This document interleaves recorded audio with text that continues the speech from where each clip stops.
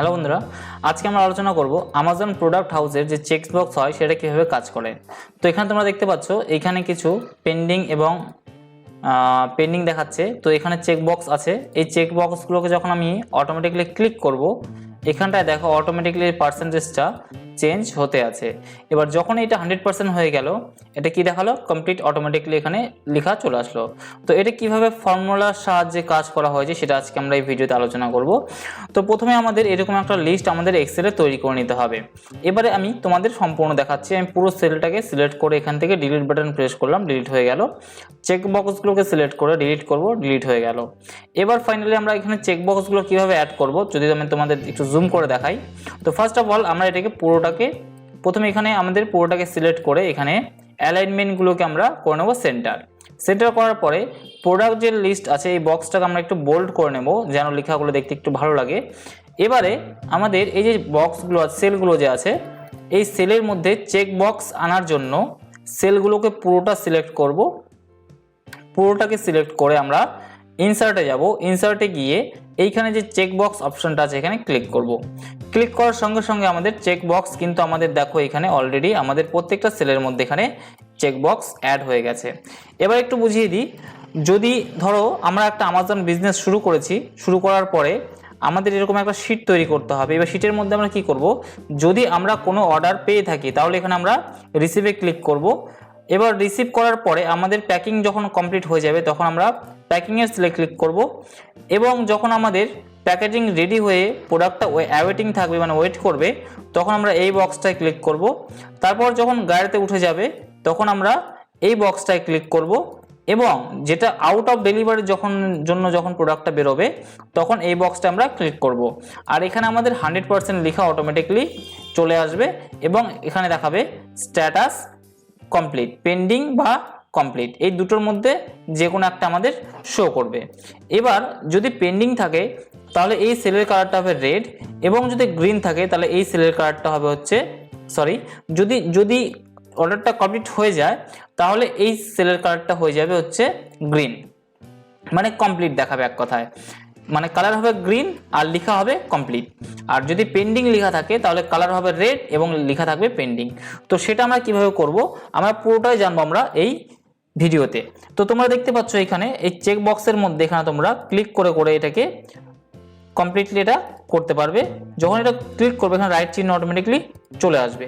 এবার আমরা কি করব, এখানে একটা ফর্মুলা ইউজ করব, equal to COUNT count if first bracket পুরোটাকে আমরা এখানে কি বলেছে রেঞ্জ সিলেক্ট করতে বলেছে, তোমরা দেখতে পাচ্ছ রেঞ্জ। তো আমাদের ফার্স্ট সেলের রেঞ্জ হচ্ছে এটা, দেন কমা দিয়ে এখানে কি লেখা আছে ক্রাইটেরিয়া আমরা লিখবো হচ্ছে ট্রু TRUE। এবার ফার্স্ট ব্র্যাকেট ক্লোজ করে যখন এন্টার করব এখানে দেখো 0% আসছে। এবার তোমাদের ক্ষেত্রে যদি 0% না আসে তাহলে আমরা কি করব, হোমে যাব, এইখানে পার্সেন্টেজ অপশনটায় ক্লিক করবা, তাহলে পার্সেন্টেজ চলে আসবে, এই জায়গাটায় ক্লিক করতে হবে যদি পার্সেন্টেজ না এসে থাকে। এবার যদি তোমরা এখানে ক্লিক করো এখানে দেখো 100%, 200%, তিনটে বক্স মানে 300%, চারটে বক্স মানে 400%, 5 নাম্বার বক্স মানে 500%। কিন্তু আমাদের কি করতে হবে, এই প্রত্যেকটা সেলকে আমাদের ক্যালকুলেশন করে 100%-এ ডিভাইড করে দিতে হবে। তাহলে এখানে এই ফর্মুলার মধ্যে আমাদের আরেকটা জিনিস অ্যাড করতে হবে, স্ল্যাশ করে এখানে লিখবো COUNTA কাউন্টটা ফার্স্ট ব্র্যাকেট দিয়ে আবার এখানে আমাদের কি বলছে ভ্যালু সিলেক্ট করতে বলছে, ভ্যালু 1 ভ্যালু 2, তার মানে আবার এই সেলগুলো আমাকে এখান থেকে সিলেক্ট করতে হবে আউট অফ ডেলিভারি পর্যন্ত, ব্র্যাকেট ক্লোজ করে এখানে এন্টার করব। এবার দেখো এখানটায় আমাদের যখনই আমরা এখানে ক্লিক করব এখানে কত পার্সেন্ট হচ্ছে দেখো 20%, 40%, 60%, 80%, 100%। তো আমরা চাচ্ছি কি যখন এটা 100% হয়ে যাবে, এই সেলের মানটা 100% হয়ে যাবে, এই সেলের এখানে অটোমেটিকলি কি দেখাবে কমপ্লিট দেখাবে। আর যতক্ষণ পর্যন্ত 100% হবে না ততক্ষণ পর্যন্ত এখানে কি দেখাবে, এখানে দেখাবো হচ্ছে পেন্ডিং। ঠিক আছে, তো সেটা কিভাবে ইউজ করব, এখানে আমরা ইউজ করব ইকুয়াল টু লিখবো ইফ ফার্স্ট ব্র্যাকেট এই সেলটা নেব 0% সেলটা নেব ইকুয়াল টু দিয়ে 100%, কমা দিয়ে লিখবো হচ্ছে কমপ্লিট COMPLET টি complete double inverted comma close, আবার কমা দিয়ে লিখবো হচ্ছে পেন্ডিং PNDING। যারা যারা ইফ ফর্মুলাটা দেখো, ইফ ফর্মুলার ভিডিও আমি এর আগের ভিডিওতে বুঝিয়ে দিয়েছিলাম, তো সেই ভিডিওগুলো তোমরা দেখে নেবে, লেসন ওয়াইজ করা আছে। এবার যখন এন্টার করব, এখানে দেখো অটোমেটিক্যালি কি লেখা আসলো, পেন্ডিং, এবং সেলের কালারটা রেড হয়ে আছে, সেটা কিভাবে আসলো সেটা একটু দেখবো। আচ্ছা, তার আগে আমরা দেখি একটু চেক করে নিই। Click click click click click, 100% হলো। এটা কি হয়ে গেল, এটা হয়ে গেল হোয়াইট কালার। আমার যাচ্ছে কি এই কালারটা যেন একটু রেড হয়। তার মানে কি করব, আমরা এই সেলটাতে ক্লিক করে আমরা যাব কন্ডিশনাল ফরম্যাটিং, এখানে ক্লিক করব, দেন এইখানে ম্যানেজ রুলে ক্লিক করব, ম্যানেজ রুলসে যাওয়ার পরে এখানে দেখো দুটো অপশন দেওয়া আছে, আমরা এই দুটোকে কি করব, ডিলিট করে দেব। এবার অ্যাপ্লাই করে ওকে করব। এবার যদি আমি এটাকে আনচেক করি, দেখো এখানে পেন্ডিং আসলো ঠিকই, কিন্তু কালার হয়নি সেলটা, ঠিক আছে। তো সেটা আমরা কিভাবে করব, এখানে ক্লিক করব, ক্লিক করার পরে কন্ডিশনাল ফরম্যাটিং, দেন এখানে নিউ রুল অথবা ম্যানেজ রুল, যে কোনো একটা জায়গায় গেলেই হবে।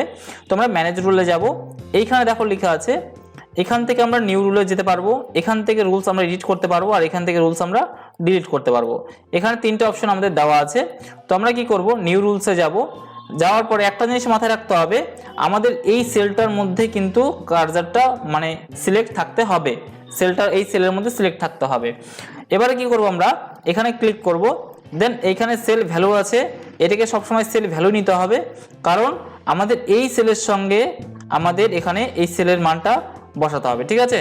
তো সেল ভ্যালু বলতে কি, এখানে আমাদের সেল ভ্যালু হচ্ছে আমাদের এটা, সরি এখানে একটু ভুল বললাম, মাথায় রাখতে হবে আমাদের এই সেলটা আমাদের এখানে রাখতে হবে, ঠিক আছে।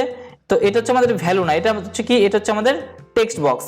তাহলে আমাদের কি এখানটায় চেঞ্জ করতে হবে হচ্ছে আমাদের স্পেসিফিক টেক্সট, কারণ এখানে কমপ্লিট লেখাটা হচ্ছে আমাদের text, not a number. Number হলে ভ্যালু হতো, যেহেতু এটা টেক্সট আছে সেহেতু হবে এটা কি, এটা হবে হচ্ছে আমাদের টেক্সট।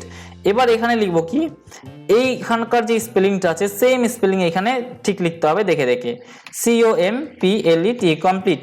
কমপ্লিট যদি হয় তাহলে এখানে কি হবে, প্রিভিউটা, এইখানে প্রিভিউটা আমাদের চেক করতে হবে, যে প্রিভিউটা হবে হচ্ছে আমাদের গ্রিন। এখানে আমাদের গ্রিন কালার আনার জন্য এই যে ফরম্যাট অপশনটা আছে এখানে ক্লিক করতে হবে, দেন এখানে ক্লিক করব। এইবার এইখানে দেখো এইখানটায় ফিল বলে একটা অপশন দেওয়া আছে, এই ফিলের এখানে আমরা ক্লিক করব।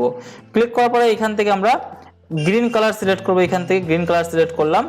আর এখানে ফন্টে যাব, এখানে তোমরা দেখতে পাচ্ছ এখানে ফন্ট আছে, ফন্টে ক্লিক করে এখানে আমরা লেখার কালারটা একটু বোল্ড করে দেব। আর লেখার কালার যেটা আছে ফন্ট, এই যে তো এখানে তোমরা দেখতে পাচ্ছ এখানে ফন্ট কালার আছে, এখানে করে দেব অটোমেটিক আছে, এটাকে ক্লিক করে এখান থেকে করে দেব হোয়াইট। এবার যখন ওকে করব, দেখো এখানে গ্রিন কালারের মধ্যে হোয়াইট চলে এসছে, দেন ওকে। এবার অ্যাপ্লাই করে দিলে কি হবে, যখন এটা 100% থাকবে এটা হোয়াইট হয়ে যাবে। তো মাথায় রাখতে হবে এই সেলের মধ্যে আমরা কন্ডিশনাল ব্যবহার করেছি, ম্যানেজ রুলে গিয়ে দেখতে পারবো একটাই, ঠিক আছে। এখানে কিন্তু রেডটা এখনো ব্যবহার করিনি। এবার যদি আমরা এটাকে 0 মানে 100% কমিয়ে দিই, তাহলে আমাদের এখানে দেখো অটোমেটিকলি এটা হোয়াইট হয়ে গেছে। এবার যখন এটা ক্লিক করবো 100 হয়ে গেল, কমপ্লিট হয়ে গেল। এবার আমরা চাচ্ছি কি, এটাকে আমরা কন্ডিশনাল ফরম্যাটিংয়ে যাব, ম্যানেজ রুল, আবার নিউ রুল সেট করব, এখান থেকে format only cell that contain, গিয়ে এখানে সেল ভ্যালুর জায়গায় আবার স্পেসিফিক টেক্সট। এবার এখানে লিখবো কি, পেন্ডিং PNDING পেন্ডিং, দেন ফরম্যাটে যাব, এখান থেকে ফিল কালার নেব হচ্ছে রেড, আর টেক্সট কালার ফন্ট কালার নেব হচ্ছে বোল্ড, আর ফন্ট কালার থাকবে হচ্ছে এখানে গিয়ে নেব হচ্ছে ইয়েলো, ঠিক আছে। ওকে করে দিই, দেখো এটা হবে, ওকে করলাম। এবার অ্যাপ্লাই, ওকে। এবার যখন এটা আনচেক করব, দেখো কি আসলো, এটা আমাদের রেড হয়ে গেল। এবার এগুলো করতে হবে পরপর। তো আমরা কি করব, সিম্পল এটাকে এখানে ক্লিক করে পুরোটাকে সিলেক্ট করব, করার পরে Ctrl+D প্রেস করব, Ctrl+D ফর ড্র্যাগ।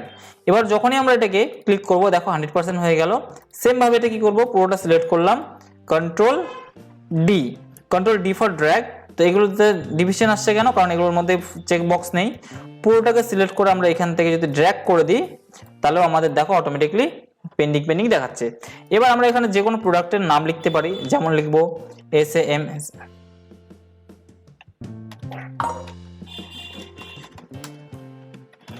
এভাবে কিছু প্রোডাক্টের আমরা নাম লিখে দেবো। এবার এখান থেকে আমরা দেখতে পারবো যে কোন কোন প্রোডাক্ট আমাদের কমপ্লিট হয়েছে এবং কোন কোন প্রোডাক্ট আমরা পেন্ডিংয়ে আছে। তো এইভাবে আমরা একটা প্রোডাক্ট হাউসের প্রোডাক্ট হাউসের একটা চেকলিস্ট আমরা তৈরি করতে পারবো। তো ভিডিওটি ভালো লাগলে অবশ্যই শেয়ার করো এবং লাইক করো ভালো লাগলে, কারণ ভিডিও বানাতে অনেক খাটনি হয়। তো আজকে এতটুকুই, দেখা হচ্ছে আমাদের নেক্সট ক্লাসে, নেক্সট এপিসোডে অন্য কোনো ফর্মুলা নিয়ে। আর ফর্মুলার ভিডিওতে আমি লিখে দিচ্ছি, তোমরা এটা টাইপ করে লিখে নেবে, ঠিক আছে।